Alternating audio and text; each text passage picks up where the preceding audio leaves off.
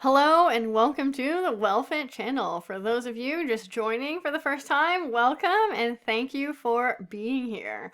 I'm Coach Victoria DeChico, strength and holistic health coach for women. And today I really wanted to cover the topic of heavy lifting for women because it is all the hype right now. And there's just a few things that I feel like could be confusing if taken out of context and leads to a lot of misunderstanding and confusion, although I am very pro heavy training, strength training for women. It's a yes in my books, but I also don't want people or women thinking that you can just be a beginner and walk into heavy strength training and be successful, because that would be very, very risky.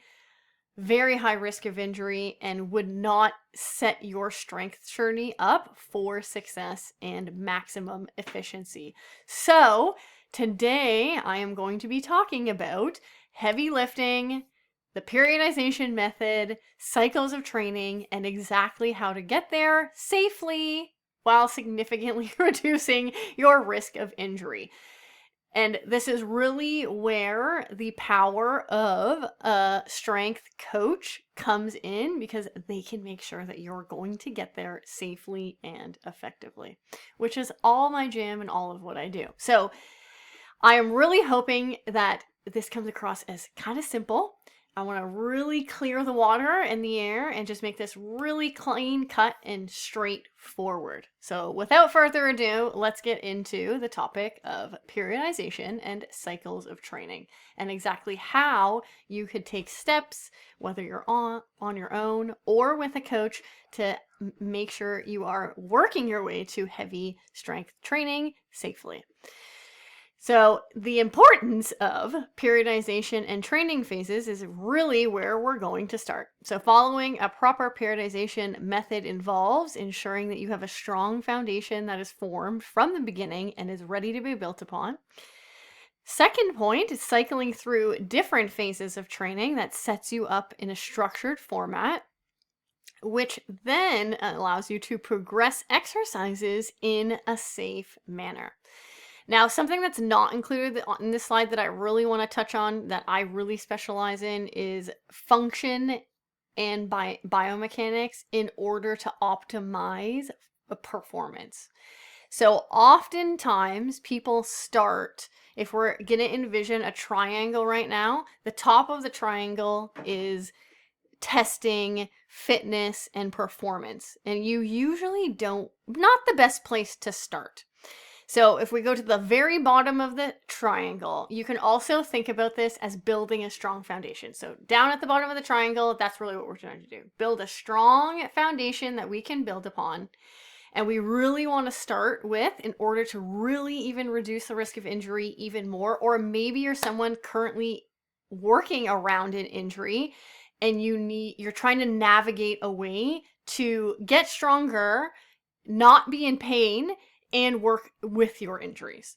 How to do that? Function testing. So if you do muscle testing at each joint and you really make sure that function is optimized, this is something you really want to do as a primary step before getting under heavy loads. Examples, if we're talking about barbells or just heavy loads in general, you need to make sure that every joint is functioning properly. So at the bottom, we got that strong foundation. We're really making sure functioning optimally at all levels of the body, every joint possible.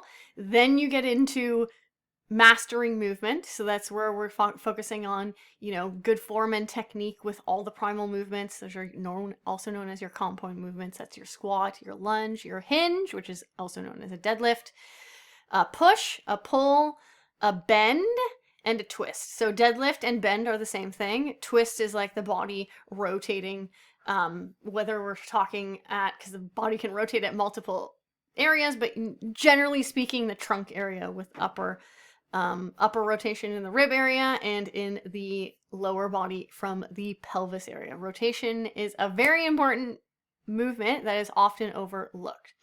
So from there, making sure now movement is prime, and just because you move really well, it doesn't mean that you always function really well.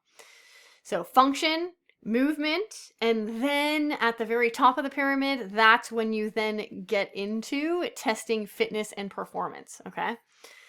So between those two things, the periodization model, cycling through phases, as well as making sure that you have that strong base from the bottom up and you're starting with function, this is something that's going to make your fitness journey or your strength training journey, very seamless, very, very, very seamless and effective. So why is all of this so important? Well, following a periodization method is essential for success in the sense of injury prevention and avoiding plateaus in your training.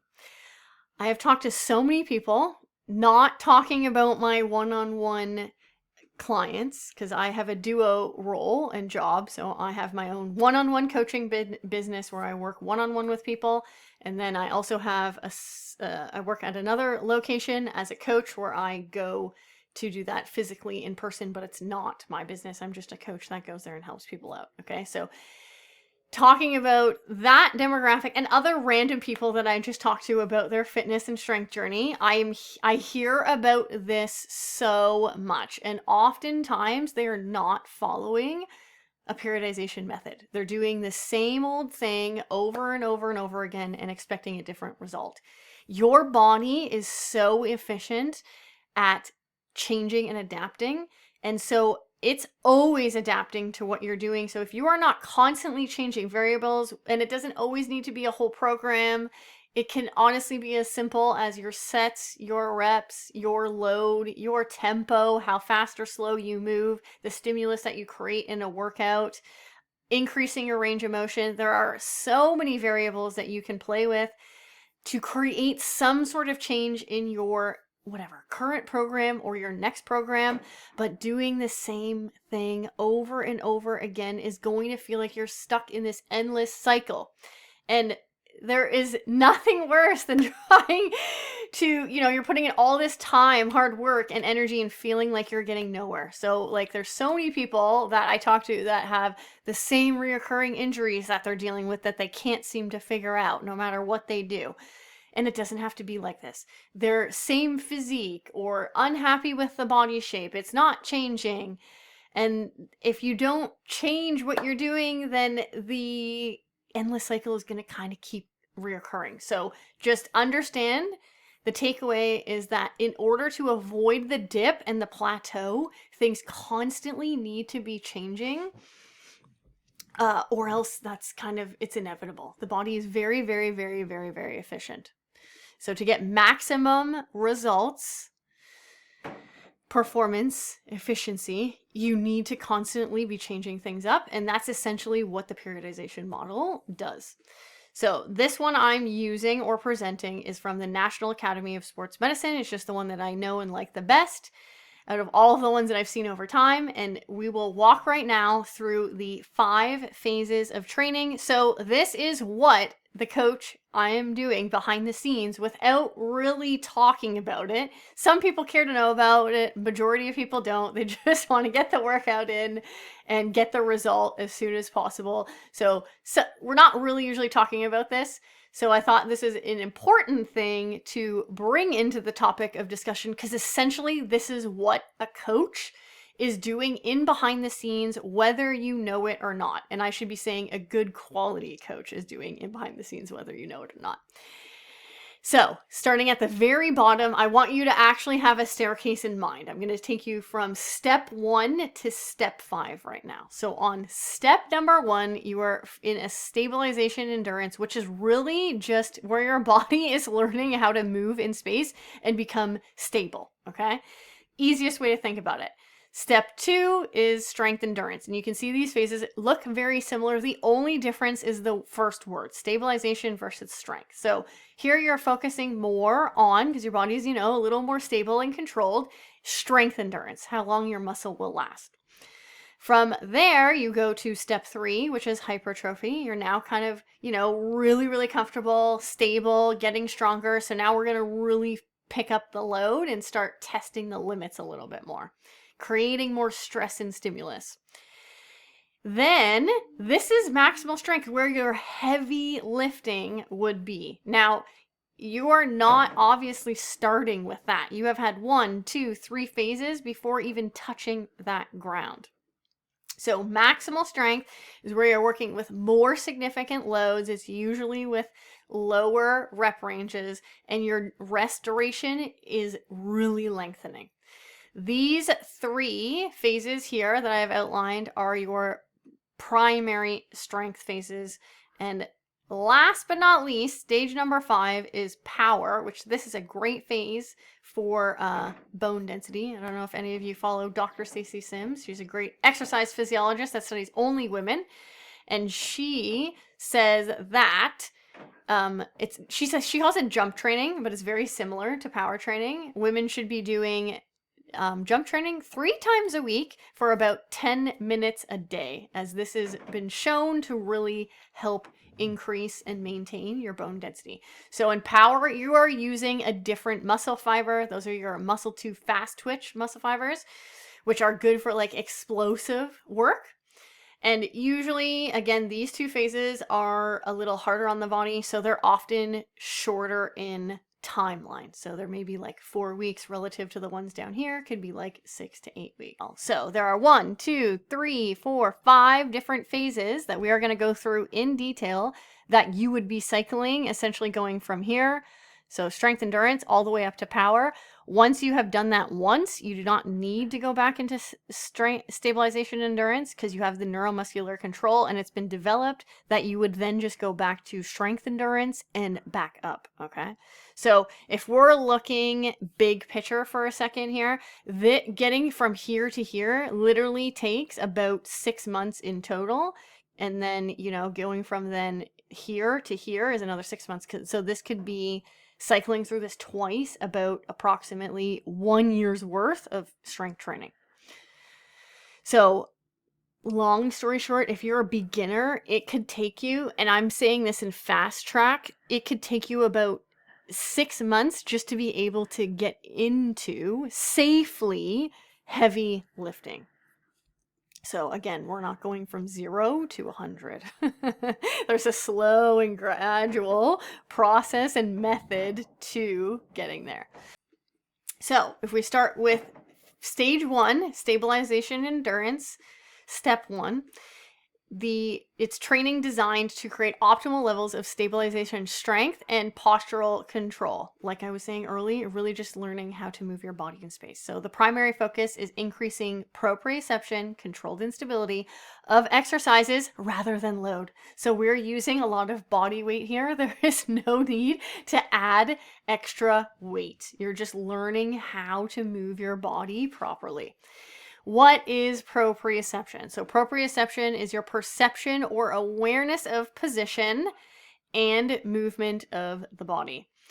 Things that you would expect or a result from this phase would be an increase in stability, an increase in muscular endurance, an increase in neuromuscular efficiency of core musculature. I would also say your limbs. That's really your nervous system and your muscular system. So how those 2 things are interrelated, often in simple terms referred to your mind-body connection, which has to do with your brain, all of your nerves that connect to your muscle and your skeletal system, how all of those things come together and connect and coordinate efficiently. Improving intermuscular and intramuscular coordination, and usually this is done in a circuit style format or giant sets where you're working from exercise 1 to exercise 6 before you are resting. So the duration is listed here at 4 to 8 weeks you would be in this phase. I would stretch that up a little bit longer. I think 4 weeks is a little too short. Like 6 to 8 is usually where I land with people, because you really want to make sure you give people time to actually adapt to the exercises. So it's like very overwhelming in the beginning, and if you're giving them too short of a timeline to try to learn all of these things or tasks and ways to move the body, it's just too much stimulation and you may end up progressing them too quickly. So it is definitely based on the individual. You take it as you go, but it is more of a longer phase. So we're going to just modify that to say about 6 to 8 weeks. So small adaptations in this phase would involve increasing volume, which is usually in the form of set or reps, really hyper focusing probably on those reps. Intensity could be load, exercise selection, planes of motion, because we want to make sure we're moving in more than one plane of motion. There are 3 of them. Or a decrease in the rest period. So, I mean, essentially in week 4, they're probably going to be more conditioned. So you could start to decrease that rest period as opposed to changing other variables. Now, if we kind of visualize what this looks like specifically, the stabilization phase, you're usually doing about 1 to 3 sets, starting with a lower amount of sets and slowly building yourself up week to week. Your reps are going to be around 15 to 30 likely, because we're trying to build that volume. Your tempo is going to be slow, the rate in which you move, because your body, brain, and body time to integrate and learn how to move properly. So again, slower paced movements. Your rest intervals, anywhere between 0 to 90 seconds. 0 is probably way too low. So let's realistically say like 30 to 90 seconds. And the intensity is very low, like probably working at 50 to 70% of your 1 rep max. You can also just think about that as effort. It doesn't need to be 1 rep max related. So about 50, I would say 50, 60, or 70% of your effort, your maximal effort, okay? Now, moving into the strength phases, there were 3 of them. So this is highlighting stage or step 2, 3, and 4, which was labeled as strength endurance, hypertrophy, and maximal strength. The primary focus of these phases and the results that you're going to get are going to be very similar. I'm going to seem a bit repetitive, but bear with me. So the primary focus of strength phases is training that is designed to maintain stability. You're pulling that over from that stabilization endurance phase while increasing the amount of stress placed on the body to build up muscle mass, increase muscle size and strength. Now, some women get freaked out by the word size. So you're not always going to increase muscle size and not strength. Like those things, you can increase strength, for an example, without increasing your muscle size. So just because if you're one of those women or people that are scared of getting too big, it's a lot harder than you think it is. Don't be, because you can get stronger without significantly increasing size, okay? This period of training is necessary progressions from stabilization to increase caloric expenditure, muscle size, muscle strength, and bone mineral density. We want to really highlight that one, being a woman, because we are more at risk to developing osteoporosis, osteopenia, and all those arthritis type words, again, because what's happening with our hormones. So strength is really, really, really important. So other focus points of these phases are to increase the ability of core musculature to stabilize pelvis and spine. This one in the fitness world is often overlooked, and a lot of people are missing this very primary level of control. So again, that's something I would really focus on and highlight. And you can do that by, again, in the beginning, you're just doing that with body weight. As you progress and you get stronger, you're maybe adding loads and more range of motion. Increasing load-bearing capabilities of muscles, tendons, ligaments, and joints. So basically their tolerance level. Increasing volume of training. Increasing metabolic demand by taxing ATP, CP, and glycolysis energy systems to induce cellular change in the muscle, which is good for weight loss, sometimes done in the world of hypertrophy, which is your stage 3 in the periodization model. And it's good for increasing motor unit recruitment, how much kind of contracts at one time or contracts. Frequency of motor unit recruitment and motor unit synchronization, which is highlighted in the maximal strength phase. So we are now going back into the phase. We are at stage 2, second step in that staircase, strength endurance. This training is designed to challenge stability while increasing strength and volume. The primary focus is kind of a hybrid form of strength training that promotes stabilization, endurance, hypertrophy, and strength. Again, these things are going to look really similar within the results that are expected in each phase for these strength phases. So increase ability of core musculature to stabilize pelvis and spine, increase load-bearing capabilities, muscles, tendons, ligaments, and joints. I'm going to speed run this because it's going to sound repetitive after a bit. Increase volume of training, increase metabolic demand, ATP, CP, and glycolysis. Those are just energy systems you are using. And it's usually in a super style format where you are pairing a strength exercise with a stabilization exercise and then going back to the top. So resting, going back to the top, and repeating. So a cycle, a set of 2 exercises working together. The training duration for this phase is about 4 to 8 weeks. I usually stretch this one out too, let's say 6 to 8 weeks. Small adaptations in this phase would involve increase in proprioceptive demand, so really feeling way more confident in moving your body. Volume, sets and reps, could be done either one of those. Intensity, which could be varied in load, exercise selection, planes of motion, or again, as you're adapting, decreasing the rest period. So for your strength phase, what that could look like is 1 to 3 sets, and likely more focused around like 2 to 3, 12 to 20 rep range. You can pick up the pace and the tempo a little bit. So now we're moving at a slow to moderate pace.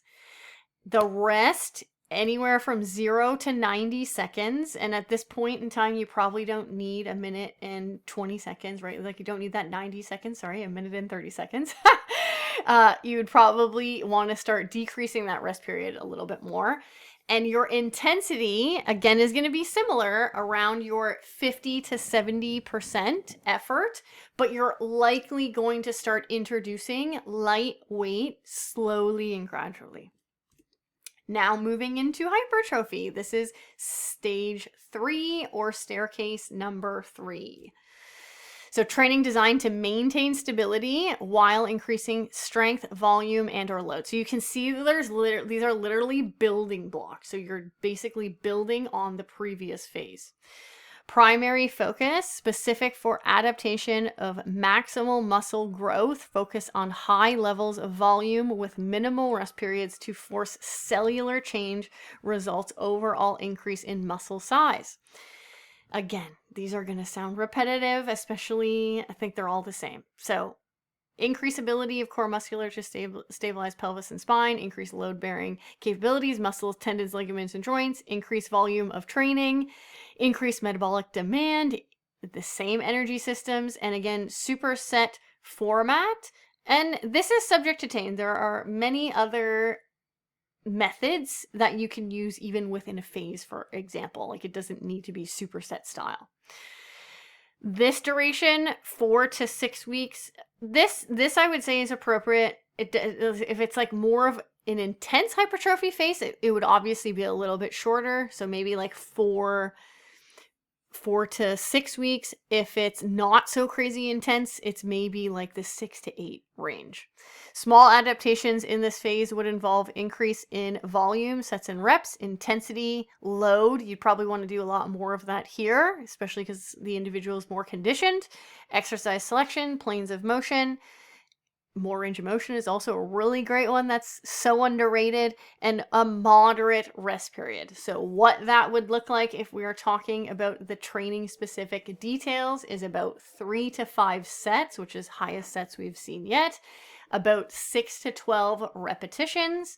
Tempo could be moderate. You could really play around with the tempo here, but a little bit more control based.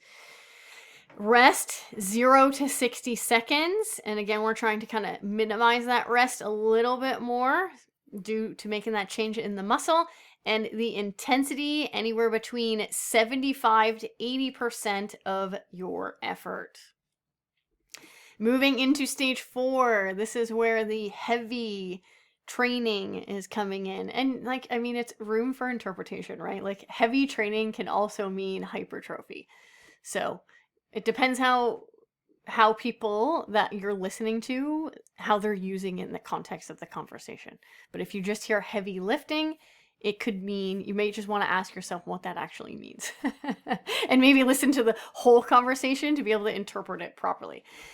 But for the purpose of this conversation, heavy training would be, I would interpret that as maximal strength. Training designed to maintain stability while increasing strength and load. In these phases, it's usually a lot of complex movements. There is not a lot of isolation movements. So basically many muscle groups working at time with those heavier loads, and you are in extremely stable environments. It's not like you're rocking out single leg deadlifts going maximally heavy. So the primary focus is to increase the load placed on the tissue of the body. You're going to start to see things shift here a little bit. So increase ability of core musculature to stabilize pelvis and spine under heavier loads, increase load bearing capabilities of muscles, tendons, ligaments, and joints, recruitment of more motor units, increase rate of force production, increase motor unit synchronization, and single exercise set format, which that is pretty standard. So you're going to see one exercise by itself. You are doing a working set, you are doing a resting set, and then you are alternating back and forth between work and rest with one exercise. So it looks very, very different from those previous phases. And again, this is not suitable. This is not suitable for everyone. You have to kind of qualify yourself. And as you get older, you have to be more and more careful with entering this phase. So it's really hard on the body. You're not in this phase for longer than 4 weeks. Small adaptations in this phase would involve increase in intensity, again, usually done in load. Exercise selection is going to be more limited. Planes of motion, likely not unless you're doing some added accessory work. Volume is usually done in the form of sets, and it is longer rest periods, like really, really long. So if we're to create a visual aid going through all the specifics, you're working in about 4 to 6 sets. You're working anywhere between, you're never doing a 1 rep, hardly ever, super dangerous. I'm going to say probably around, let's say 3 to 8 repetitions. Your tempo is very fast and explosive as you want to get the job done because the intensity is so high, right? And your rest period is 3 to 5 minutes because it takes your body so long to recover from work like this. And the intensity is anywhere in between 80 to 100% effort. So very, very, very high intensity here. So one thing I want to correct before I move on, planes of motion, I did say you couldn't, but you could throw that in a little bit, but it's not something that you're really going to want to challenge in this phase. It is more suitable to challenge planes of motions in the previous phases. And not last but not least, power phase. So this is the very top of that staircase on the 5th step. Training designed to increase the rate of force production. The primary focus is to use adaptations of stability and strength acquired in previous phases, building blocks of training, and applies more realistic speeds and forces that the body will encounter in everyday life and in sports. So you're going to see this change quite drastically, the results in this phase. Increased rate of force production and land absorption, increased synchronicity of motor unit activated, increased number of motor units activated, increased speed of motor units activated, really a huge increase in speed, agility, and quickness, super important for everyday life and long-term health, and super style training. You're usually seeing a strength exercise paired with power exercise. And as you go through the periodization model quite a few times, you would actually see a longer rest period because you can really challenge this phase quite a bit. So again, really hard on the body. You're only in that for 4 weeks at a time. Small adaptations in this phase would involve increase in force, speed of movement, and velocity, speed in a controlled direction. and moderate rest periods. So what this would look like if we are to go through each variable, about 3 to 6 sets, about 1 to 10 repetitions. The tempo, obviously fast and explosive if we're seeing all these adaptations happening. Your rest, anywhere between 3 to 5 minutes. And I think sometimes this could be a little bit lower, but again, it depends on the setup of that particular workout. And intensity is body weight or 30 to 40%. We, in this scenario, would have to use your 1RM. But if you don't know what that is, don't worry about it. It would be very, very light loads. And that would be under the assumption that you've already mastered explosive body weight movements, and it actually requires a load to get more of that explosiveness happening, or more of a challenge and a stimulus created. So to close out here, this is the periodization model is something that you would take yourself through, or your qualified coach would take yourself through, to actually progress you into heavy lifting safely and effectively, so that you do not injure yourself, because you cannot be just going from 0 to 100 if we're talking about heavy lifting. So just to create more context to this conversation of women in heavy lifting, this is the way to do it. If you've made it all the way to the end of this video and you enjoyed it, you got some value from it, and you want to stay in tune because there'll be a lot more coming, please like and subscribe to the channel for the next latest and greatest video that comes out. And please, if you have any questions, comments, concerns, you need help with currently where you're at, maybe you're stuck, you can't figure it out, you don't want to do it on your own, please feel free to get in touch with me. I'm always happy to have a conversation. My website is www.wellfitcoaching.ca, and I would be happy to connect and help you out. Until next time.